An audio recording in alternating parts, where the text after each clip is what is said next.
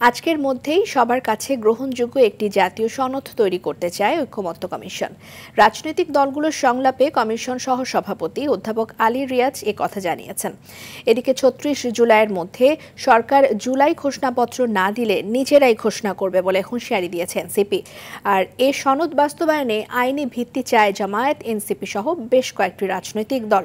মাহিন আরাফাতের রিপোর্ট।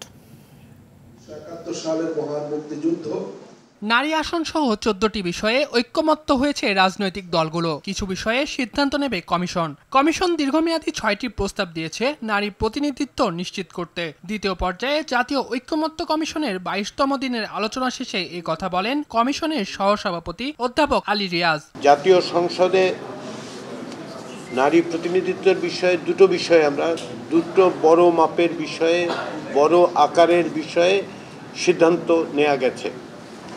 এর প্রথমটি হচ্ছে যে জাতীয় সংসদে নারী প্রতিনিধিত্ব ক্রমান্বয়ে ১০০ আসনে উন্নীত করা হবে। এ বিষয়ে প্রায় সকল দল একমত। দু একটি দল এ বিষয়ে তাদের নোট অফ ডিসেন্ট দিয়েছেন। সংস্কার প্রস্তাবনায় বিএনপির পক্ষ থেকে বলা হয়, সংস্কার এখনো শেষ নয়, এটি চলমান প্রক্রিয়া। জাতীয় ঐক্যমত্য কমিশনের আগে ৬টি কমিশনের বেশিরভাগ প্রস্তাবে একমত বিএনপি। সালাউদ্দিন আহমেদ আশাবাদ জানিয়ে বলেন, দেশে যেন আর কোনো ফ্যাসিবাদের আবির্ভাব না হয়। পার্লামেন্ট গঠিত হলে জনগণের পক্ষ থেকে বিভিন্ন প্রস্তাব আসতে পারে, সংসদও বিভিন্ন প্রস্তাব আসতে পারে। সেখানে আরও কমিশন গঠনের মধ্য দিয়ে আরও বেশি এনরিচড, আরও বেশি জনমুখী সংস্কার গ্রহণ করা যাবে। এইখানেই তো শেষ না সংস্কার তো continuous process. We hope that আমরা সেটার দিকে যাব।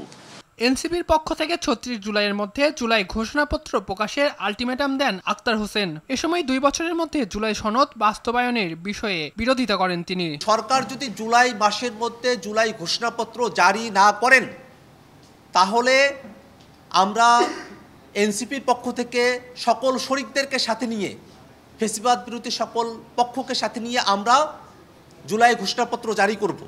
জুলাই ঘোষণাপত্র জুলাই মাসের মধ্যে সরকারকে প্রদান করতে হবে, এটা আমাদের জোর দাবি।